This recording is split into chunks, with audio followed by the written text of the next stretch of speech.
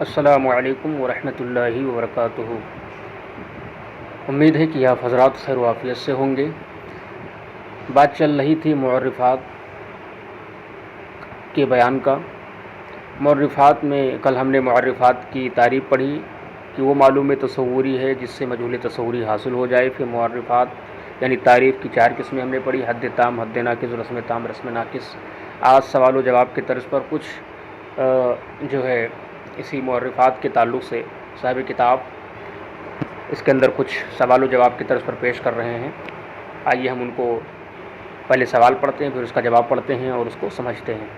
کریں سوال: نحوی علماء نے کلمہ کی تعریف یوں کی ہے کہ لفظ موضوع لمعنی مفرد۔ اس تعریف میں جنس و فصل کیا ہے؟ اس لیے کہ یاد رکھیے کہ تعریف وہی جامع اور مانع ہوتی ہے، کیونکہ تعریف کے اندر ضروری ہے کہ جنس و فصل ہونا اس کے اندر ضروری ہے۔ یعنی تعریف کے لیے ہر تعریف کے اندر جنس و فصل ہوتی ہے۔ اگر تعریف کے اندر جنس و فصل نہیں ہوگی تو وہ تعریف جامع نہیں، اگر جنس نہیں ہے تو وہ تعریف جامع نہیں، اور اگر فصل نہیں ہے تو وہ دخول غیر سے مانع نہیں۔ اس وجہ سے کسی بھی تعریف کے اندر آپ کسی بھی تعریف کی آپ تعریف کریے، کسی بھی چیز کی تعریف کریے تو اس کے اندر جنس اور فصل ضرور موجود ہوتے ہیں۔ تو کل آپ نے تعریف کی تعریف پڑھی تھی نا کہ وہ معلوم تصوری جس سے مجہول تصوری حاصل ہو۔ جیسے انسان کی تعریف حیوان ناطق ہے، اور حیوان میں ایک جنس اور اس میں ایک حیوان وہ جنس ہے اور ناطق یہ فصل ہے۔ تو پتہ چلا کہ تعریف کی تعریف کرنے کے لیے ضروری ہے کہ اس کے اندر ایک جنس ہو اور ایک فصل ہو۔ تو اب لفظ موضوع لمعنی مفرد بھی ایک یہ تعریف ہے۔ تو اب جب یہ تعریف ہے تو اس کے اندر بھی ہمیں کیا کرنا ہے؟ ہمیں اس کے اندر بھی فصل اور جنس کو تلاش کرنا ہے۔ اب صاحب کتاب خود کتاب میں جواب دے رہے ہیں کہ جب آپ لفظ کلمہ نحوی کی جنس ہے، کیونکہ جب ہم نے تعریف کی کہ لفظ الکلمۃ لفظ، کلمہ ایسا لفظ ہے، جب ہم نے لفظ کہا تو اب ایسی صورت میں اس لفظ کے اندر محمل بھی شامل ہو گیا، موضوع بھی شامل ہو گیا، لفظ موضوع بھی شامل ہو گیا اور محمل بھی شامل ہو گیا۔ لیکن جب ہم نے کہا الکلمۃ لفظ، کلمہ ایسا لفظ ہے، جب ہم نے کہا کلمہ ایسا لفظ ہے تو جو لفظ ہے تو لفظ کی 2 قسمیں بھائی، موضوع اور محمل۔ تو لفظ تو محمل بھی ہے، تو اب اس کے اندر موضوع بھی شامل ہو گیا اور محمل بھی شامل ہو گیا۔ لیکن جب آگے تعریف کری ہم نے موضوع جو کہ وضع کیا گیا ہو، تو اب جب ہم نے وضع کیا گیا ہو کہا تو اب ایسی صورت میں محمل خارج ہو گیا، کیونکہ موضوع محمل ہوتا ہے وہ وضع نہیں کیا گیا ہے کسی معنی کے لیے، تو موضوع یہ فصل بن کر محمل کو جدا کر دیا۔ لیکن ابھی اس کے اندر بھی دیگر افراد کی شرکت ہے، کیونکہ جب ہم نے کہا کلمہ ایسا لفظ ہے تو جب ہم نے ایسا لفظ کہا تو اس کے اندر موضوع بھی شامل، محمل بھی شامل، مفرد بھی شامل، مرکب بھی شامل، ٹھیک۔ تو موضوعن کے ذریعے ہم نے محمل کو تو خارج کر دیا، لیکن ابھی اس کے اندر کیا ہے؟ مرکب بھی شامل ہے، اس کے اندر مفرد اور مرکب دونوں شامل ہیں۔ اور یہ ہم نے تعریف کس کی کی؟ کلمہ کی تعریف کی، کلمہ مفرد ہوتا ہے تو اس کے اندر مرکب بھی ہے۔ جب ہم نے لفظ کہا تو اس کے اندر کیا ہے؟ مرکب بھی ہے۔ لیکن جب ہم نے کہہ دیا لمعنی مفرد، جو وضع کیا گیا معنی مفرد کے لیے، تو اب اس سے مرکب بھی خارج ہو گیا۔ تو اب موضوع اور لمعنی مفرد یہ دونوں کیا ہو گئے؟ فصل ہو گیا۔ اور فصل کا کام کیا ہے کہ جو دیگر افراد سے کسی ماہیت کو دیگر افراد سے کیا کر دے؟ ممتاز کر دے۔ تو لفظ کو ممتاز کیا ہے موضوع نے محمل سے، اور لمعنی مفرد نے کیا ہے؟ مرکب سے کیا کیا ہے؟ ممتاز کیا ہے۔ اب یہ کریں کہ جب آپ لفظ کلمہ نحوی کی جنس ہے اور موضوع لمعنی مفرد اس کی فصل ہے۔ انہوں نے مطلب صراحتاً نہیں بیان کیا ہے، مختصراً بیان کر دیا ہے کہ ہمارے جو طلبہ ہیں پڑھنے والے وہ سب کافی ہوشیار ہیں اور سمجھنے والے ہیں، اس وجہ سے انہوں نے اس پر اختصار کیا ہے۔ اب کریں سوال: منطقیوں کے نزدیک خبر کا مفہوم اصطلاحی کیا ہے؟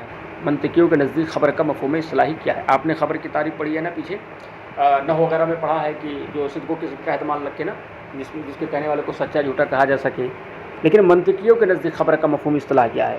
یعنی منطقیوں کے یہاں خبر کسے کہتے ہیں؟ یعنی جب آپ مرکب تام محتمل للصدق والکذب، مرکب تام جو صدق و کذب کا احتمال رکھتا ہے، تو یعنی جو اصطلاح نحویوں کے یہاں ہے وہی اصطلاح یہاں پر بھی ہے۔ وہاں ہے کہ اس کے کہنے والے کو یعنی خبر کے کہنے والے کو سچا جھوٹا کہا جا سکے، اسی کو یہاں مرکب تام کہتے ہیں، یعنی کہ خبر کو ہی یہاں منطقیوں کے یہاں مرکب تام کہتے ہیں۔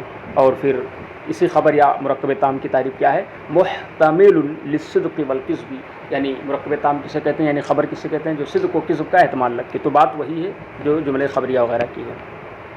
اب سوال یہ کریں، سوال خبر کا یہ مفہوم معرفات اربعہ میں سے کون سا معرف ہے؟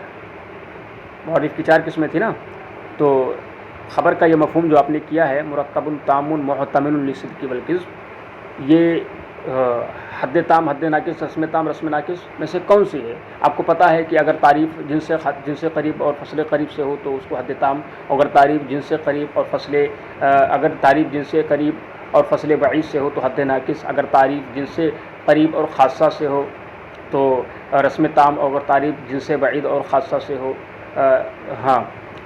جن سے بعید اور خاصہ سے ہو تو اس کو رسم ناقص کہتے ہیں. تو اب یہاں پر بھی آپ کو حد تام اگر ہے تو پھر یہ جن سے قریب فصل قریب دیکھنا پڑے گا، حد ناقص ہے تو جن سے بعید فصل قریب دیکھنا پڑے گا. تو یہ تمام چیزیں آپ کو اس میں دیکھنا ہے. وہی پوچھ رہے ہیں کہ حد تام ہے خبر کا یہ مفہوم معرفات اربعہ میں سے کون سا معرف ہے؟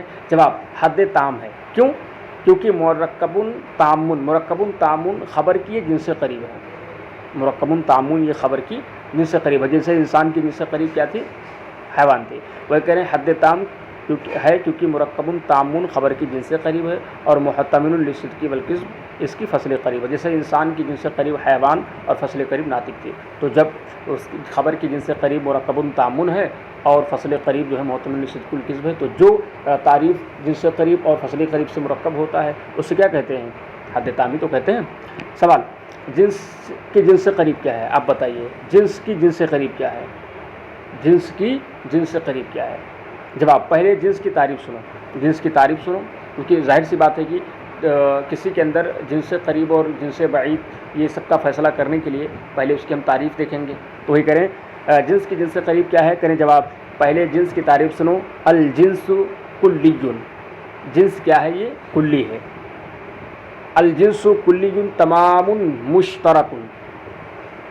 جنس ایک ایسی کلی ہے جو کہ تمام مشترک ہو لافراد ہی، اپنے افراد کے لیے. الجنس کلی تمام مشترک لافراد ہی. پھر اس تعریف سے واضح ہو گیا کہ جنس کی جنس سے قریب کلی ہے. کیوں؟ جیسے ہم کہتے ہیں کہ انسان کی جنس سے قریب کیا ہے، تو ہم کہتے ہیں انسان کی تعریف سنیے. انسان کی تعریف ہے الحیوان الناطق. دیکھیے سب سے پہلے اس میں کیا آیا؟ الحیوان کے بعد ناطق آیا ہے نا. کیا آیا؟ ہاں حیوان. انسان کی تعریف کیا ہے؟ الحیوان الناطق. تو اب ایسی صورت میں دیکھیے حیوان کا لفظ پہلے آیا اور یہی حیوان کیا ہے؟ انسان کے جنس سے قریب ہے. ایسے جنس کی جنس سے قریب کیا ہے؟ کلی ہے. کیونکہ جب ہم نے کہا کہ الجنس کلی، جنس ایک ایسی کلی ہے، جنس ہم نے کلی کہا تو ویسی صورت میں کیا ہے؟ اس کے اندر، اس جنس کے اندر تمام کے تمام افراد، کلی کے تمام افراد شامل ہو گئے. تو اس تعریف سے واضح ہوگا کہ جنس کی جنس سے قریب کلی ہے. یعنی یہ جنس جو ہے جسے انسان کی جنس سے قریب جو ہے ناطق انسان ہے، جسے انسان کی جنس سے قریب حیوان ہے، اسے جنس کی تعریف جنس کی جنس سے قریب کلی ہے. ٹھیک ہے. سوال 9 کی حد تام کیا ہے؟ جواب کلی تمام الحقیقت لافراد ہے. یہ معرف 9 کی حد تام ہے. جواب کیا ہے؟ کلی تمام الحقیقت لافراد ہی.